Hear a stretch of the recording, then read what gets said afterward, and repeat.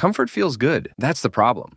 It doesn't show up with warning signs and it doesn't scream. It only whispers, why try so hard? Think of a comfort like your favorite couch, soft, familiar, full of snacks. You sit down for a moment, then a moment turns into a week, then a year.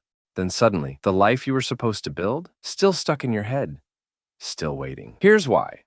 Your brain's built for one thing, seeking pleasure and avoiding pain. It's biology, survival. So if you're not paying attention, it'll happily swap your dreams for whatever feels good right now. Instant relief over long-term reward. Every single time. Chapter 1. Decoding your comfort zone. The comfort zone isn't merely about being lazy or avoiding responsibilities. It's a psychological state crafted by your brain to keep you safe, stable, and unbothered. Inside it, everything feels manageable, predictable. Psychologically, this state gives you a feeling of control. And your brain craves that feeling because uncertainty equals risk, and risk equals the possibility of pain. Your comfort zone is anxiety neutral. But here's the problem. It's also growth neutral. You're not getting worse in there, but you're definitely not getting better. Your potential doesn't get destroyed. It just gets shelved, untouched, waiting for you to feel brave enough to leave the bubble. And that bubble, it doesn't feel like a trap at first. It feels like relief, like order, like finally things are under control. But over time, it turns into a quiet kind of captivity. Not the kind that breaks you, the kind that slowly drains you, and each day inside, you lose a little more drive without even noticing.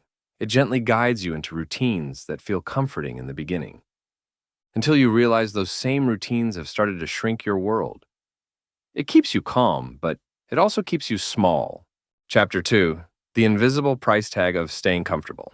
Remaining in your comfort zone doesn't come with a bill, but you will pay for it. It doesn't demand payment up front. Instead, it quietly racks up debt, slowly, silently, until the bill comes due.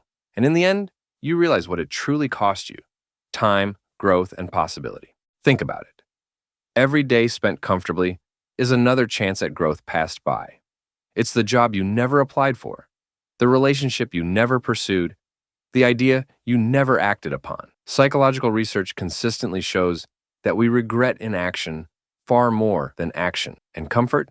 It's the quiet thief that steals the stories you never got to write. And when you live in that safety bubble too long, it starts to dull your identity and slowly erases your sense of what you're truly capable of. The more you avoid discomfort, the fewer chances you give yourself to grow, and the harder it becomes to truly understand who you are. Over time, your identity becomes less about who you are and more about who you've been afraid to become. True confidence is something you build by facing challenges. So each time you sidestep a hard thing, you chip away at your self-belief until chronic doubt convinces you life's difficulties are too much to handle. Seeing friends or peers take risks and reap rewards only makes that feeling worse. What once felt soothing now feels like a dull ache of envy and bitterness. But here's the thing. Discomfort isn't all bad.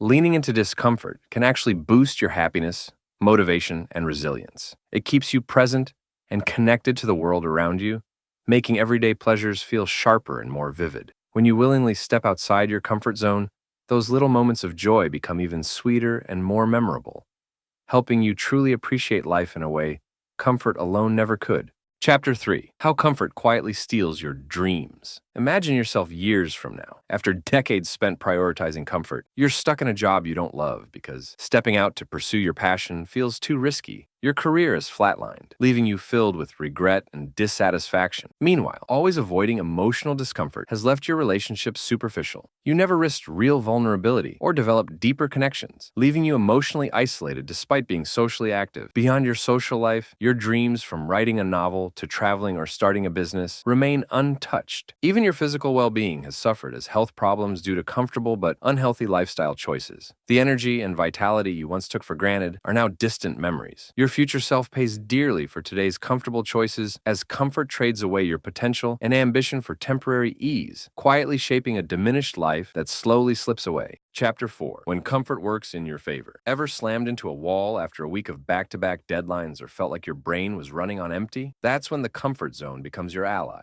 Instead of forcing yourself into another late-night grind, you kick back with a familiar routine, maybe your favorite meal, a predictable TV show, or a slow morning ritual with coffee and music. In those moments, sticking to what you know isn't laziness, it's tactical. You're giving your mind and body the downtime they need to reset so you can come back sharper. But here's the trick. You've got to tune into what comfort is doing for you. If that pause leaves you buzzing with energy and ready to dive back in, perfect. You've refueled. If instead you find yourself sinking deeper into endless avoidance or excuses, comfort has flipped from friend to an enemy. That moment when you pause and ask, am I recharging or avoiding, is your compass. It tells you when comfort is nurturing your next move and when it's quietly holding you back. Chapter 5. Outsmarting the comfort zone trap. To escape comfort's hidden traps, you must first deeply understand its psychological mechanisms. Recognize comfort as the brain's powerful coping mechanism designed to protect you from harm, both real and imagined. However, this primitive protective system often misfires in our modern, low-risk lives, causing you to avoid beneficial discomfort necessary for growth. Understand that your brain gets used to comfort because it rewards you with dopamine, the feel-good chemical that makes those habits hard to break. Each time you retreat into comfort to avoid stress or anxiety, dopamine reinforces the avoidance pattern, making future discomfort even harder to face. But awareness alone isn't enough. It requires deliberate, mindful interventions to interrupt comfort-driven automatic behaviors. Small, intentional steps outside your comfort zone gradually rewire your brain, weakening the power of comfort-based neural pathways. Chapter 6. The Art of Intentional Discomfort. Feeling slightly uncomfortable is the key to everything you want. Growth occurs at the edge of your comfort zone, right at the boundary where comfort ends and slight uncertainty begins. Remember, the discomfort you feel when stepping beyond your boundaries isn't punishment, it's liberation. Regularly placing yourself in mildly uncomfortable situations expands your psychological resilience and recalibrates your brain's comfort tolerance. Instead of dramatic, unsustainable jump into chaos, adopt the practice of consciously and consistently stepping slightly beyond familiar boundaries. Do one uncomfortable thing this week. Engage with minor discomfort regularly. Challenge yourself intellectually, socially, emotionally, and physically in manageable doses. Over time, these incremental efforts accumulate into meaningful change, restoring your courage and self-trust. Let the discomfort shock you into feeling alive, because a life spent too comfortable is a life only half lived. The life you want is always waiting just beyond what feels easy right now.